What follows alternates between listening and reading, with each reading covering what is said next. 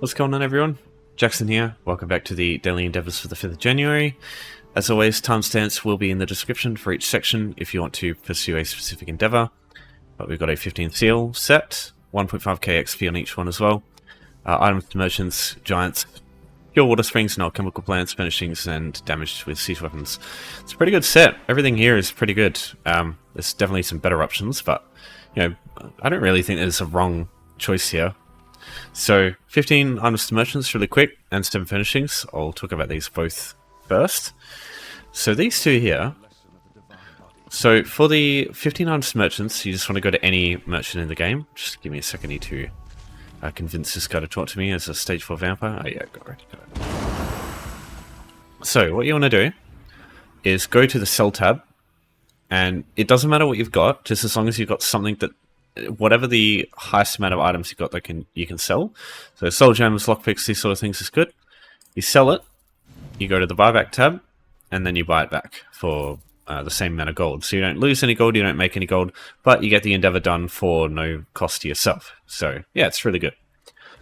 Then for the furnishings one, you want to get a house, and you want to talk to Melody here, this guy. So Melody can be found in 2 places. It can be found in Skywatch here, in the eastern center of Oregon. Getting here it's a little bit of a trek if you haven't already. You'd use this way shrine that you start with. You go straight north through these roads here. Or you can go out to the main map, go to Kanathi's Roost here, and you can find him in Minstrel. If you don't have Kanathi's Roost way shrines, what I suggest you do is, again, Oregon, start at this way shrine, you go south, oh sorry, no, not that way. So you start this way shrine, you go south, and then you go east, and you'll find Sugar Claws right here.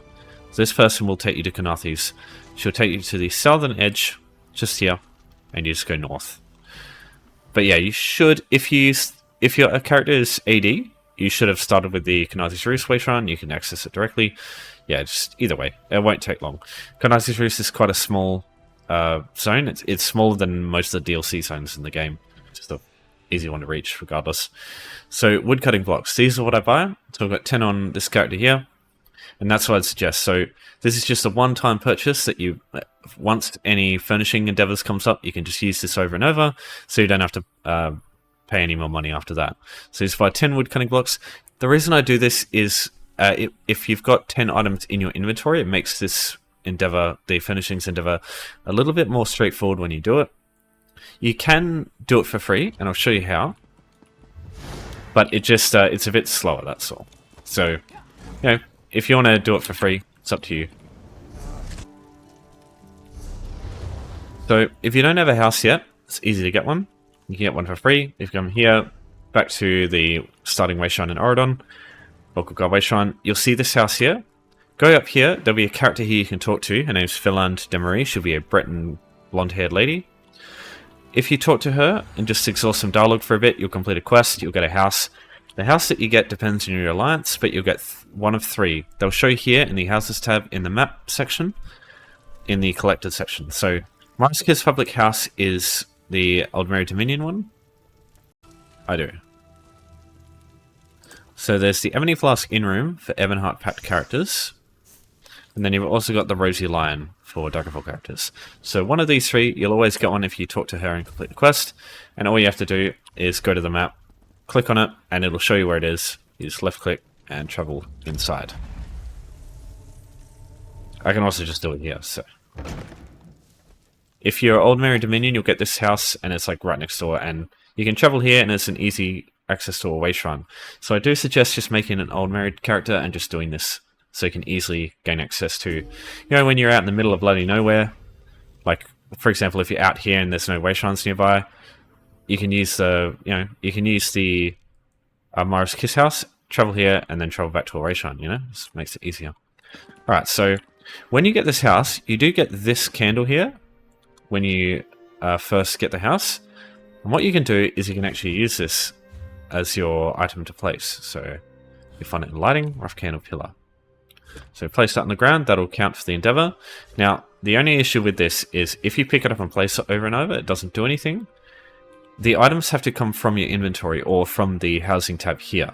So that's why I've got these 10 structures here. Because what will happen is, when you place one item down when it's on its own, you'll have to go back into the tab to get another item to place. Whereas if you've got the 10 wood cutting blocks, you can just place them over and over and over to span them. So it's just much faster doing it. And you can just spend the Z key to put them all back in your inventory. They're ready to go for next time. And yeah, you don't need to spend any more gold other than that. So the first 1,000 that you spend on that, and then you can do this one indefinitely for the rest of the time, which is good.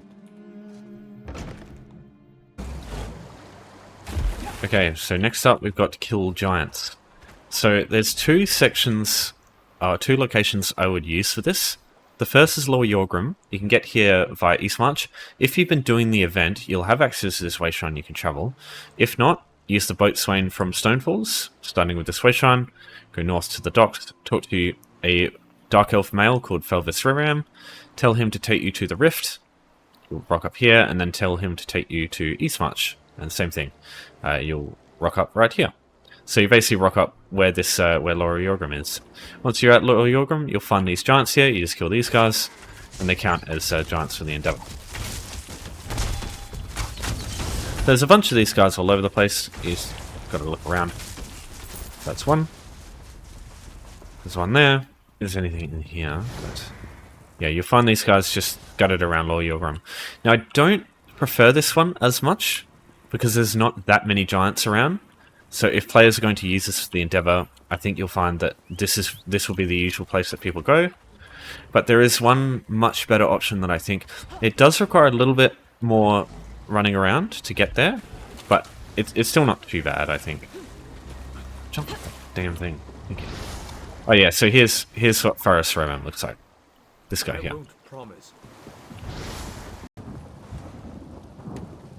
Okay, so the other option for killing giants is in Shinji Scarp in Stormhaven. So this is my preferred area for getting giants done, because as you can see, ogres also count. There's tons and tons of ogres in this area here. Now, if you haven't cleared Shinji Scarp yet, there'll be a bunch of rocks getting thrown on the ground here. You might get knocked off your mount, don't worry too much about it, it happens. So it looks like someone's come through and killed a bunch of ogres. Yeah, there's tons of these here, so you got this one, this one, this one. There's also bears. Bears don't count, but yeah, you'll find tons of these guys everywhere. They'll fear you, just be careful of that. But they're fairly straightforward to kill. Oh god damn it! That is such little leash range. And then just the two here. And that'll be everything you need.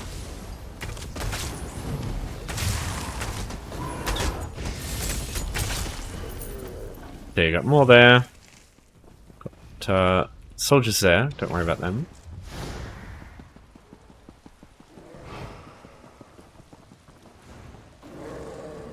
Yeah, it's got another one there.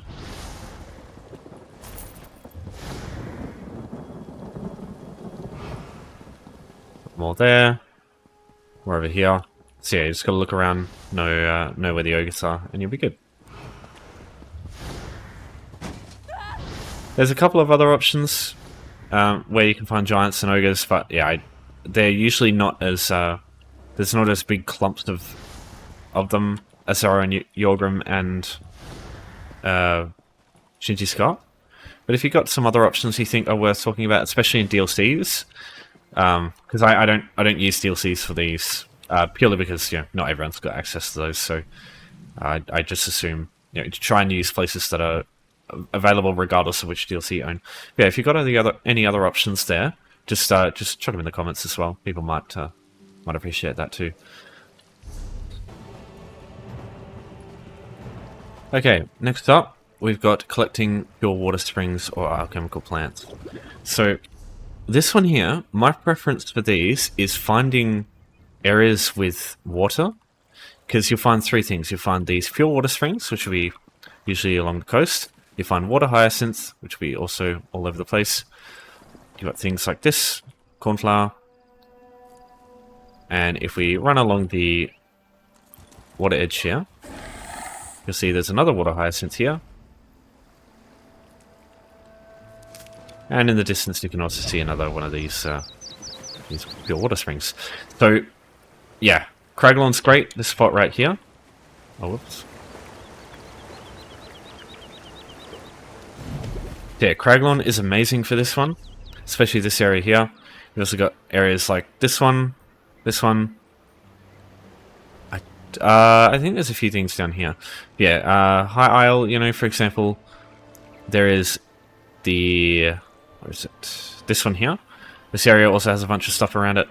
I prefer those kinds of places because, yeah, Water Hyacinth is great.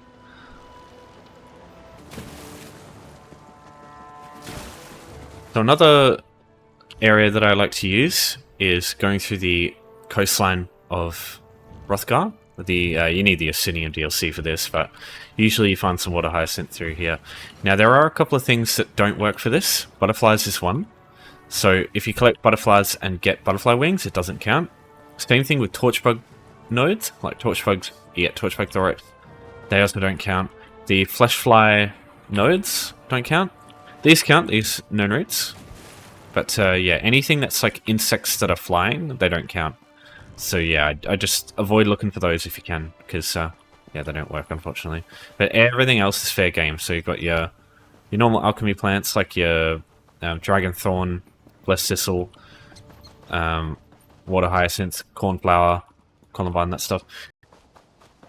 There's something that might help you when you're looking for alchemical plants is this passive here, Keen Eye. So as you can see here, it adds this little flashy effect whenever you're near a alchemy plant. So in places where you're looking for plants and they like blend in with the surroundings, can be a great way to find them if you're close. The first level is pretty far, not super far, but it takes a bit of work getting the other levels. Like you need to level alchemy a lot generally to get these, but if you can go through that, it's good because yeah, you get quite far range with this thing, and it is good to level alchemy on every character because medicinal use is such a good passive. So yeah, if you can get that, it's good. If you can just get a runner who's just got everything leveled up in crafting, it's good. So yeah, just good to get that. Oh, this guy hasn't seen me. Fuck.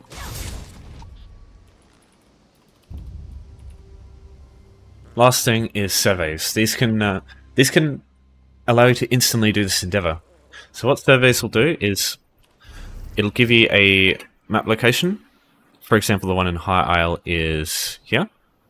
And it'll give you 6 nodes in that location that are instant, so other people can't take them from you. They're all very close to each other. Usually pretty easy. It can be easy to reach. Sometimes can be a bit of a pain crossing across the zone. So yeah, your mileage might vary there. And the only thing I want to consider with surveys is there are survey endeavors that you get where you have to do one survey. And if you don't have any surveys for this, it will slow you down.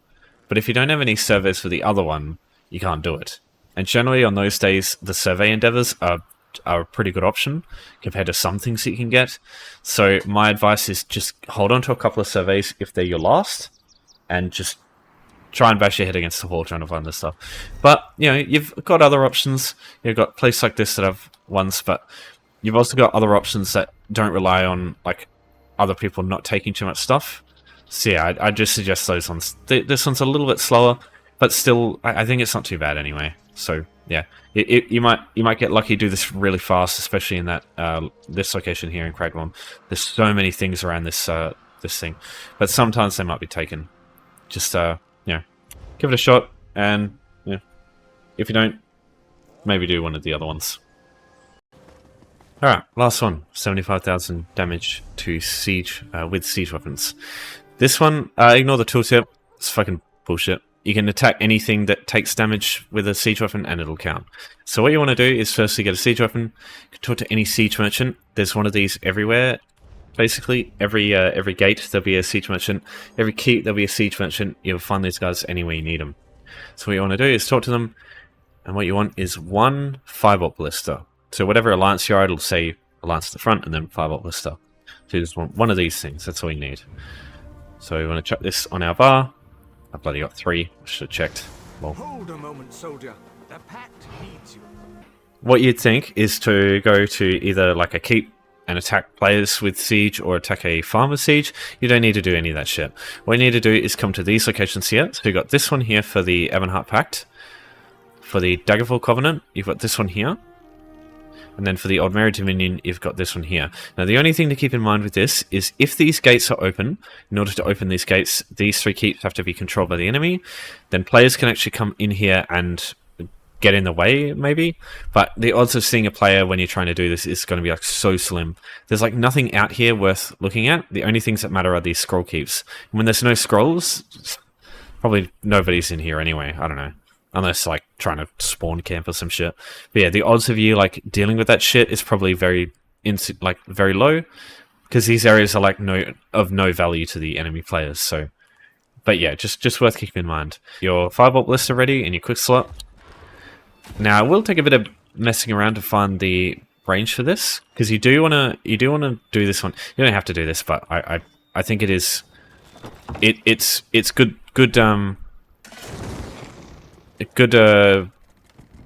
practice.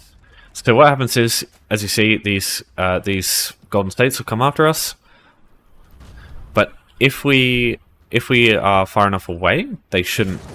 What will happen is they will reset before they get away, or before they attack you too much. Yeah, see, so they've reset. So that's perfect.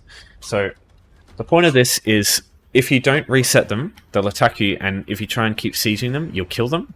Whereas in this method, they don't actually take enough damage where you kill them. They'll reset and they'll get all their health back and you can do it again. So the idea of this is to attack them. They reset and you can basically attack them again. And it means that you won't kill them, which will be a problem for other players if they want to do the same thing. Because if you kill them, you have to wait for them to respawn. It's a pain in the ass. And yeah, you don't really want to have to deal with that. So the whole idea is attack them once with siege. Only takes a couple of hits. As you can see, we're already done. And then just let them reset. Just let them keep moving. And then, as you can see here, she's got all her health back. See, they have very little health. That's the issue. The siege will absolutely destroy them in a very short amount of time. So, yeah. This is the only way I would really bother with this one. Otherwise, I wouldn't bother. Because, you know, yeah, if getting to resources can be a pain in the ass. The only time I'd really bother with that shit is if it's at a resource where I can travel to a keep nearby. But even then, like, I'd still do this shit. It's so much easier.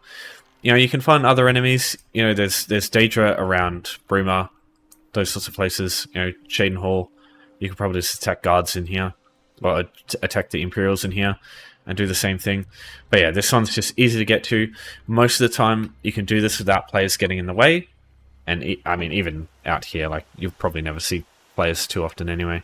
But yeah, just most of the time players won't be able to obstruct you doing this anyway. So yeah, it's just really good. It's one I use a lot. That's daily's concluded for today. If you've got any questions for me, just let me know. As always, I'll help you out if you've got any dramas with anything here. But for now, thanks everyone for watching. Thanks for your support as always. I'll see you next time, and take care.